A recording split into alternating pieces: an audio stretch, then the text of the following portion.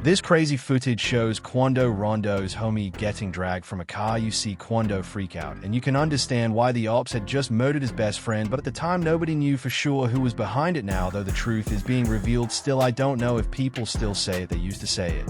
But you also mention a song, they'd be like, just wait until you see this video where DK admits to it. You won't believe this footage to choose. Homie shot no on August 19th, 2022. 5 masked men rolled up on Quando Rondo and his homie Lulab and started letting off shots. Quando was parked at a gas station, and after the shot started to fly, he ducked and hid, trying his best to shelter himself from the bullets. By some miracle, Quando managed to remain unscathed. However, his homie LPAB, who's also his cousin, wasn't so lucky. As you can imagine, Quando was traumatized by the incident, and footage of the aftermath is pretty shocking. Here is what's meant to be CCTV footage of the shooting. After the shooting, though, we see Chu's reaction, and it's bad. You can tell Quando is confused and doesn't really know what's going on, but once the police pull his cousin's body out of the car, he completely freaks out. No.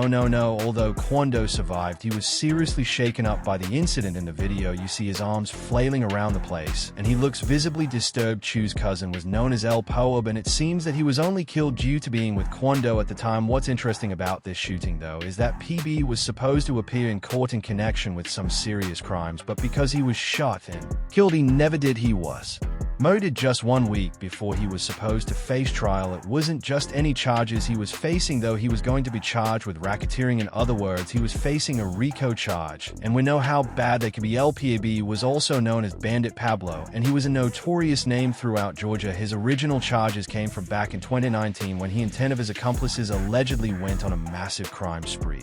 So they wreaked havoc all over J. Their alleged crimes included burglary, entering automobiles, and car theft, but that only scratches the surface of it. So Quando Rondo chose some interesting company to hang around with. But what's any of this got to do with Lil Durk? Well, everything. For a long time, nobody really knew why PAB and Quando were shot at, but since Durk's arrest, it's starting to become clear. PAB was a guy that probably had many enemies, but the reason he was brutally murdered in cold blood wasn't anything to do with that. We're learning now that it was all to do with him being friends with Quando Rondo. Just the other day, federal agents swooped in and grabbed 5 men from Chicago who they believe were responsible for the shooting. They're being charged with conspiracy to commit murder and retaliation for King Von's death. So why has it taken the police nearly 2 years to arrest anybody?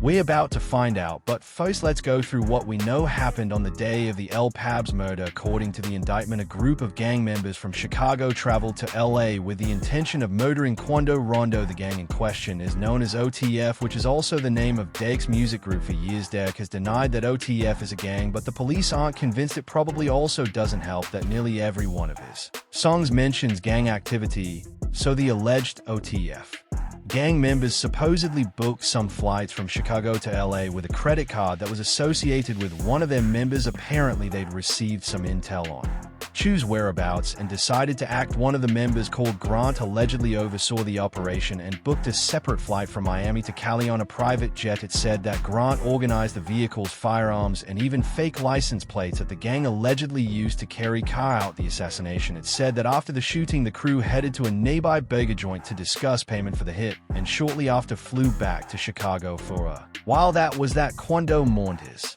cousin's death, and people speculated about who they thought was behind it. People thought it was likely that it had something to do with Von's death, but nobody knew for sure until now. The people behind it thought they'd gotten away with it, but the feds were secretly building up their case and waiting for the perfect time to strike. What's also interesting is Durk was just about to release a new album, but now has pushed the date back to the end of November. Maybe he thinks he'll be out by then, but from what we found out, that's wishful thinking. Not only do they have plenty of evidence against Durk, but the police are said to also have an informant, somebody very close to him, that snitched prior to this incident. Durk's future was looking pretty bright. He had an album on the way, his criminal record had just been wiped, and he'd been recently given the key to Chicago. The guy was on top of the world after all. The shooting was from 2 years ago, so he probably thought he'd gotten away with it, although people now are surprised that he was the mastermind behind it. It was kind of obvious. In fact, people have been accusing him for years. It's just that the police took a while to make the case proof that it was Lil Durk that killed PAB 2 years ago. The internet was ablaze with people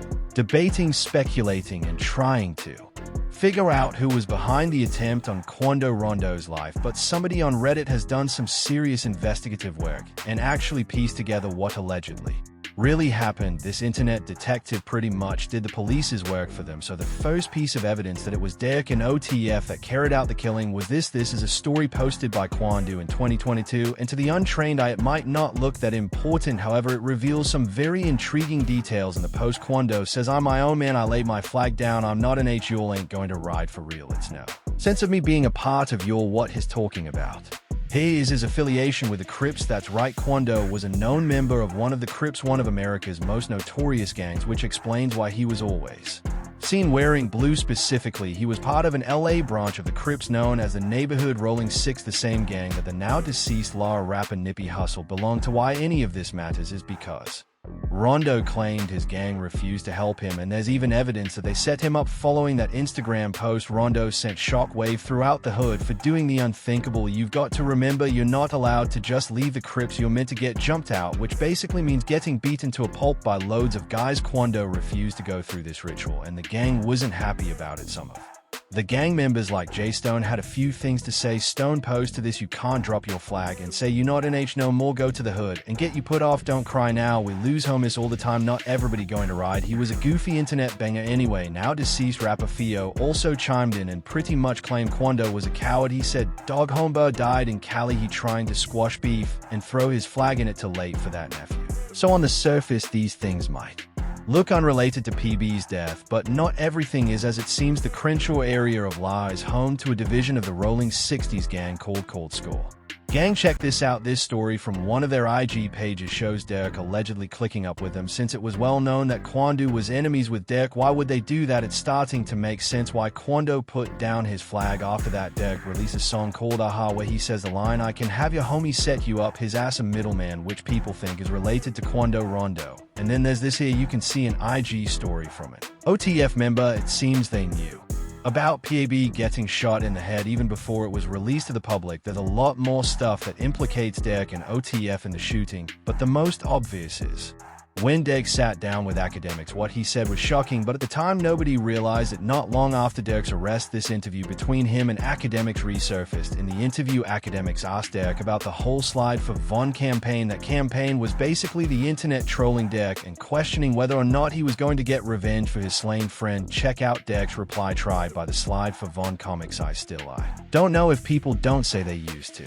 say it, but you also mention a song, they be seen SL4 and I think they trolling me, yeah, by the way that song is fire. I ain't going to lie, some reason I just don't see comments, no some odd reason I don't know, might be the WUBC comment a lot. Just look at academic's face, you can see him putting two and two together, and then when he realizes what Durk means, he says this. They kind of chilled out a little bit. I wonder why that interview has a whole different meaning now, and you can bet the prosecution will be using it in court still. Is it really that surprising, since we've known for a while that OTF and Von's people wanted Quando dead? I guess people just didn't realize how directly involved Durk allegedly is. But now the real question is, why did Durk get caught? The answer is that he was betrayed, or at least that's what people think. He wasn't betrayed by just anybody though, he was betrayed by one of the people closest to him. Durk was betrayed. It's just been revealed that Durk was likely snitched on by a member of his gang called OTF Jam. We're now finding out that OTF Jam wore wire for 12 whole years and was reportedly leaking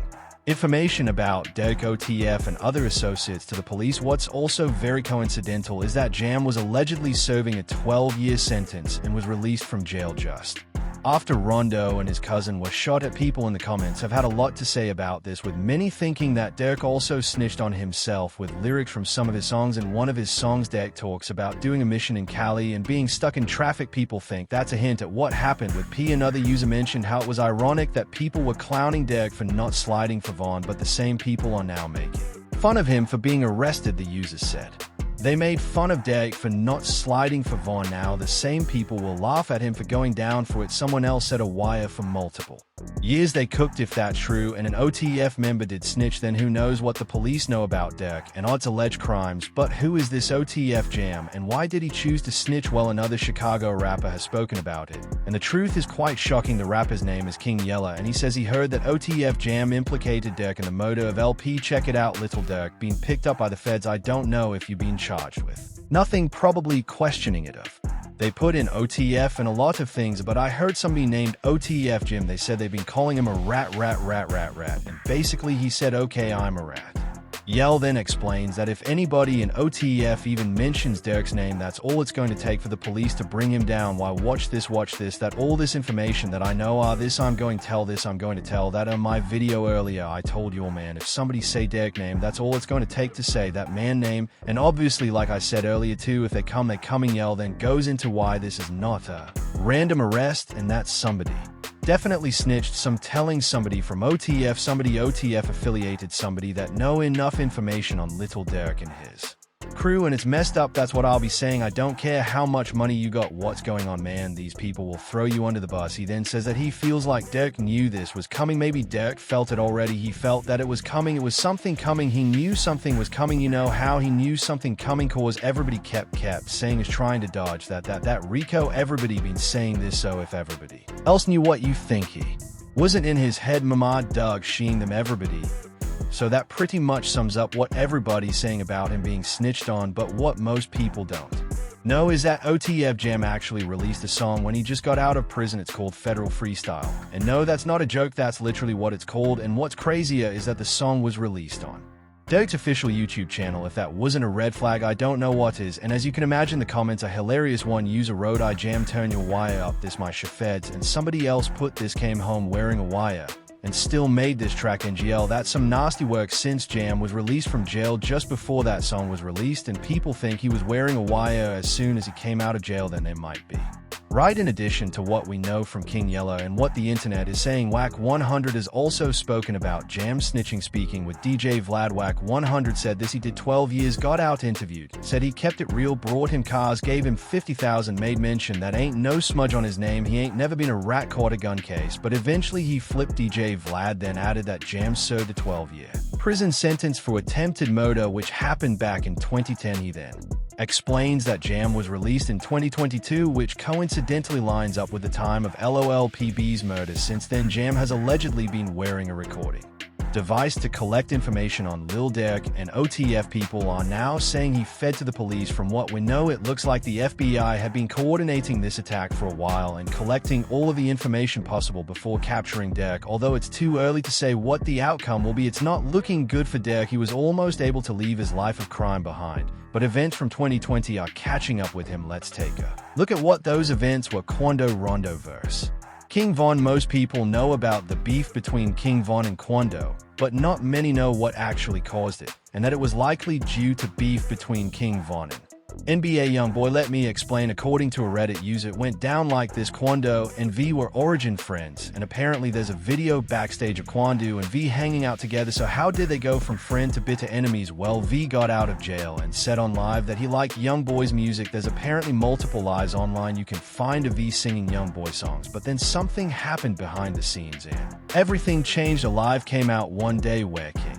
Von was in a car and he started dissing Youngboy and saying that his raps are cap. No one knows for sure what caused this change of heart, but people speculate that V reached out for a feature and Youngboy ignored him. Things would turn even more sour when V posted a picture of him and Jai Youngboy's baby mama. That was enough to escalate the beef, and although she said they were just doing a song, the damage was done. Hours later, Youngboy would post a picture with a caption saying, "I'ma have my son your daughter since you troll him." Things then get even crazier when Youngboy releases a snippet with Asian doll. King Von's ex Von would reply on Twitter with some savage remarks like that: "Knew you'll got garbage, try again MF, and I got some on your baby moms that would make you not want to claim your kids." And meanwhile, Quando Rondo would get dragged into it when V trolled him over his first week's album sales. The relationship from there would never be repaired, especially as V also said that he was cool with many of Youngboy's rivals like Fredo Bang and Jay Youngin. And then the day before V's death, he would be interviewed by academics and said that there wasn't any music beef unless somebody got killed. I guess he didn't realize he'd be the person getting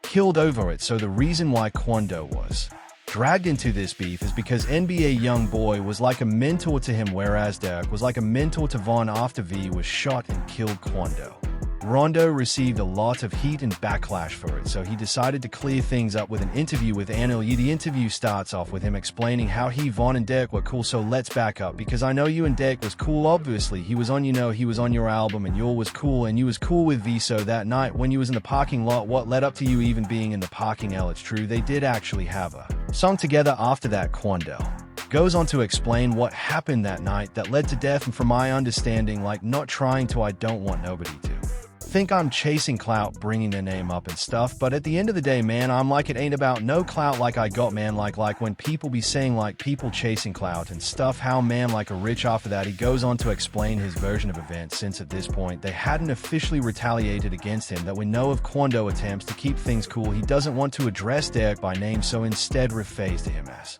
Big Bro. From my understanding, man, it was a love, I had a relationship with a big bro, not want to say his name, not you feel me, you know I'm talking about the dude that was on my album Like It Was All Love Us. From my understanding, I've heard you say positive things about him. He then further explains why he and Durk were cool and says that unlike some of his own friends, Durk never once charged him for a feature. Dude never charged me for a thing, none of that, knowing he could have. Like, I looked at it, I'm like this, the big bro, like big bro legend, like this, how all the young rappers coming up in the game looking at him like been listening to him since I've been 12, but there's no changing the past.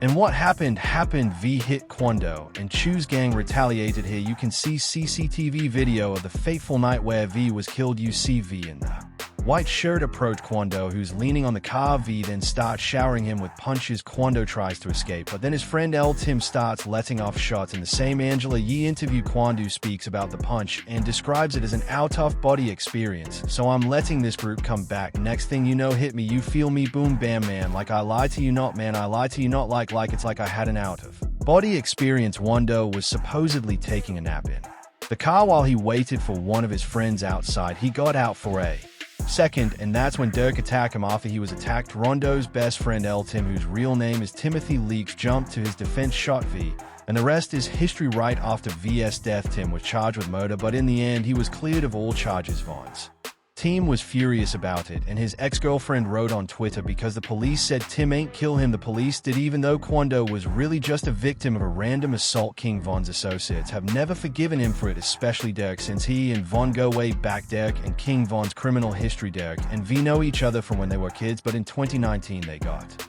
arrested together for a shooting. On February 5th, 2019, a man named Alexander Witherspoon was shot after a robbery in Atlanta. At the time, both Von and Durk were charged for the crime. The shooting happened outside of a restaurant known as the Varsity. Prosecutors told the judge that Alexander Witherspoon was shot there, and his Jeep, as well as $30,000 in cash, was stolen. The victim survived, but suffered a gunshot wound to his leg. Here from inside the courtroom, where the prosecutors talk about the charges. They start off by describing what the victim said happened. He said his chain was snatched off his neck and he had $30,000 stolen from him, and they stole the vehicle he was driving. They then say that there was video footage of Durk pulling the trigger. You see Mr. Banks' arm out the window, firing several shots at the victim. Towards the victim, they got away with it since their lawyer argued you don't actually see Durk's face, but the incident was huge. It involved two of the world's biggest rappers, and since they are both known to be heavily involved in Chicago gang activity, the police feared it was starting to spread to Atlanta, so they flew in a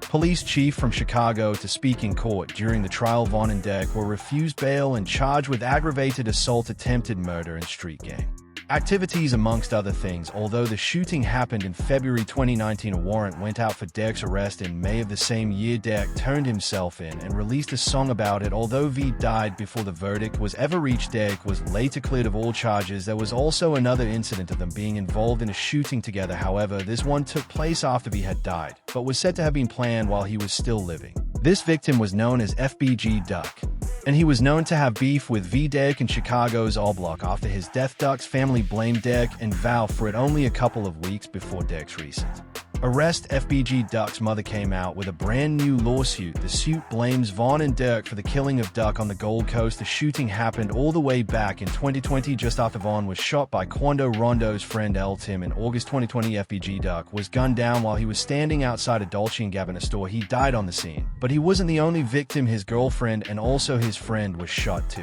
People think Von and Durk were behind this too, and just like with Quando, there was a bounty on Duck's head. The lawsuit not only goes after Durk and Von, but everything associated with them, including their estates and businesses. Duck's also from Chicago, but his murder stemmed from a vicious beef between his gang known as Tweel, which is a sect of the notorious Chicago gang known as the Gangster Disciples. For years, the GDs had beef with another gang known as the Black Disciples. The Black Disciples are the gang that O Block belongs to. These gangs have had beef for years, but it started to escalate right before Duck and Von's death. The beginning of the end came when V and FBG Duck started making diss tracks about each other. Although V was shot before FBG Durk was accused of putting a bounty on his head. It sounds eerily like what Durk's being accused of now, as Von seems to be at the center of all of this. It's probably worth getting into some of his crimes too, as after all, if it wasn't for him, Durk wouldn't be in this mess. In January 2011, when V was only 16 years of age, he'd go to jail for armed robbery, and from then on his alleged life of crime would only continue, and he'd be accused of some seriously crazy stuff like killing a girl. One of the reasons V blew up as much as he did is he allegedly left hints in his songs about murders and crimes he had committed in the past, some of which had become local legends in Chicago. By the time of his death, V was implicated in tons of murders and has even been labeled rap's first serial killer. Durk as well has been accused of crimes dating all the way back to when he was a kid and has lost many of his friends to the streets. Not long before his arrest, Durk went on a live stream with Adam Ross and touched on his criminal past. Yo Durk, yo, I'm reacting to the new song, bro. It's really good. You like it? Really good, bro. I have a question. No, yeah, in the video I see a bunch of mugshots. Is that you? Yeah, all them are all my mugshots. Like in my past, you've been to jail. They ain't a good thing, Aiden then goes on to ask him how many times he's been to jail. Like how many times though, bro? How many am up there? Yeah, and no bi. Love the song though, bro. I'm really happy you dropped this. It's very good. I'm going to add it to my music for sure. And I appreciate, we've been locked in. Yeah, well, I'll chop it up with you later, bro. All love, all right, love. So this is not his first run-in with the law, but from what we know, he was probably hoping it was his last. It seems he and many others of his Chicago associates are trying to stay away from the gang life, so if he can manage to beat this case, maybe it will be the last time he sees the inside of his cell, but he's got this to worry about first, and with the overwhelming evidence the feds have against him, it's not looking good. If you like this video and want to see more, make sure you click one of the cards on the screen now.